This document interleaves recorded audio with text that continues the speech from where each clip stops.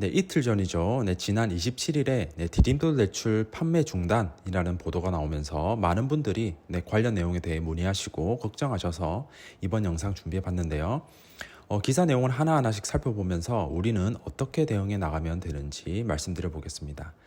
기사 내용이 특히 제목이 자극적이죠. 네, 주택금융공사 디딤돌 대출 판매 중단, 연간 동급 한도 소진. 네, 제목만 보면 이제는 디딤돌 대출 못 받을 것만 같아서 무서운데요.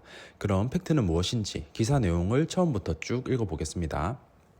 네, 한국주택금융공사가 8월부터 디딤돌 대출 판매를 중단하는데 기존 4조 4천억 원의 연간 공급 한도가 모두 소진된 탓이라고 하네요.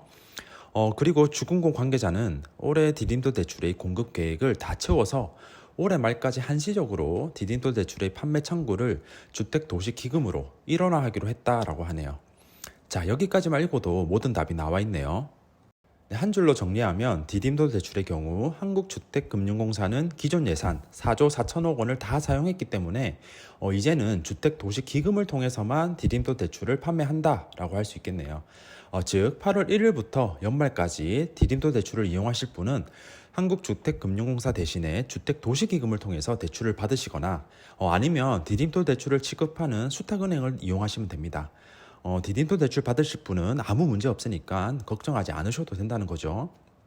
네, 기사 중간에도 나와 있네요. 네, 주금공 관계자는 고객 입장에서는 은행에서 똑같은 조건으로 디딤돌 대출을 실행하는 만큼 불편은 없을 것으로 예상된다라고 하네요. 그런데 이 주금공에서 디딤돌 대출을 중단함에 따라 불편한 점도 있습니다. 디딤돌 대출만 받으시는 분은 상관없지만 이 디딤돌 대출과 특례 보금자리론을 동시에 받으시려는 분은 다소 불편한 점이 생겼는데요. 네, 기사 마지막에 나와 있습니다. 네, 금융권 관계자는 특례 보금자리론과 디딤돌 대출의 지원 요건을 충족하면 두 상품을 같이 이용하는 수요도 있는데 이 주금공이 디딤돌 대출 판매를 중단하면서 이 부분에 대해선 고객이 불편함을 겪을 것으로 보인다라고 설명했다고 하는데요. 이게 무슨 말이냐? 네, 디딤돌 대출만 받으면 디딤돌 대출 한도 때문에 대출금이 부족해서 디딤돌 대출과 보금자리론을 같이 받으시는 분들께 해당되는 내용입니다.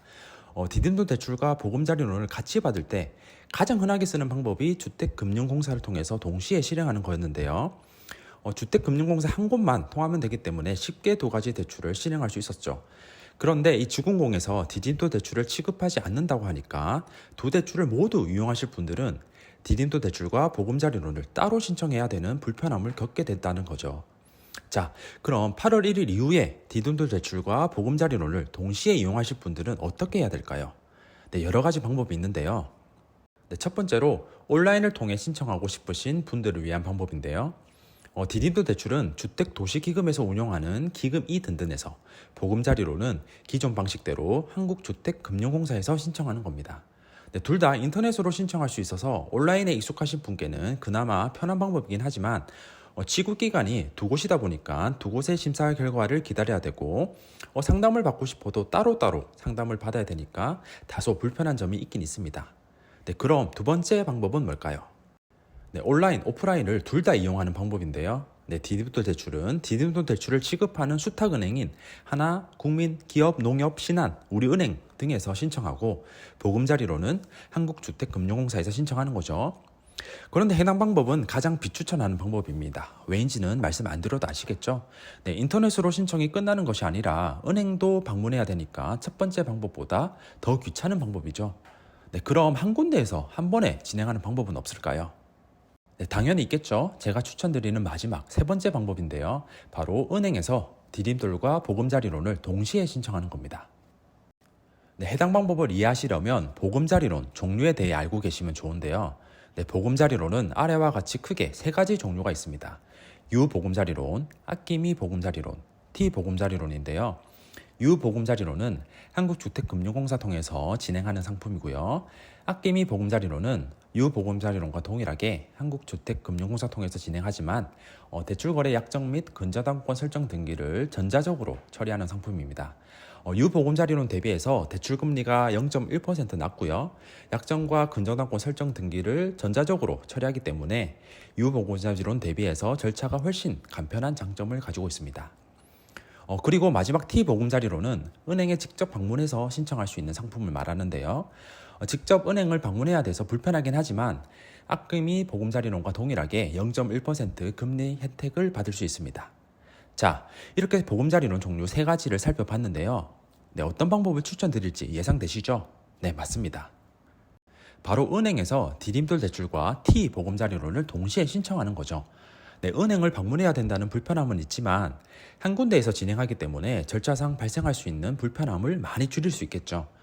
네, 그럼 이 2가지 대출을 동시에 진행할 수 있는 은행만 확인하면 되겠죠. 네, 주택금융공사 홈페이지 가면 각 은행별로 취급하는 대출 상품을 한눈에 보기 좋게 정리해 놨습니다. 네, 위에 보시면 D, U, E, T로 정리되어 있는 거 보이시죠? 네, 디딤돌 대출과 보금자리론을 동시에 취급하는 은행을 확인하기 위해서는 D와 T가 적힌 곳을 보면 되겠죠. 네, 하나은행, 기업은행, 농협, 신한은행, 우리은행 이렇게 5군데 은행에서 가능하겠습니다. 여기서 조심하실 점은 메이저 1금융권 은행 중에서 국민은행은 T보금자리론 취급 안 합니다. 네, 주의하시고요.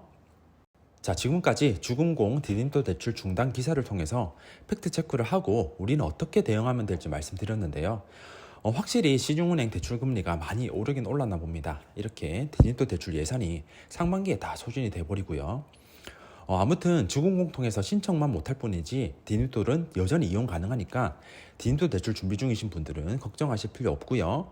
디딤돌과 보금자리론을 동시에 이용하실 분은 앞서 말씀드린 3가지 방법 중에서 본인이 가장 선호하는 방법으로 진행하시면 되겠습니다. 네, 아시겠죠? 오늘 준비한 영상은 여기까지고요. 지금까지 시청해 주셔서 감사합니다. 네, 또 도움되는 영상으로 돌아오겠습니다. 행복한 하루 되세요.